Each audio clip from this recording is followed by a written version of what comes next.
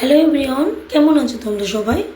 আমার গলাটা একটু ভেঙে গেছে, গলার অবস্থা একটু খারাপ আছে, তাও ভয়েস দিলাম তোমাদের সাথে।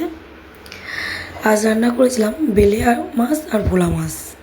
সুন্দর করে বেলা মাছ আর ভোলা মাছটাকে ভেজে নিয়েছিলাম, তারপর ফোড়নে দিয়েছিলাম পাঁচফোড়ন, আর আলুটাকে সুন্দর করে ভেজে নিয়েছিলাম। প্রথমে ভেজে নেওয়ার পরে আগের থেকে পেস্ট করে রেখে দিয়েছিলাম কাঁচা লঙ্কা, টমেটো, পেঁয়াজ আর ধনে গুঁড়ো দিয়ে ওটা সুন্দর করে কড়াই দেওয়ার পরে কাশ্মীরি লঙ্কা দিয়ে সুন্দর করে মশলাটাকে কষিয়ে নেওয়ার পরে তারপরে দিয়ে দিয়েছিলাম, জল দিয়ে দিয়েছিলাম।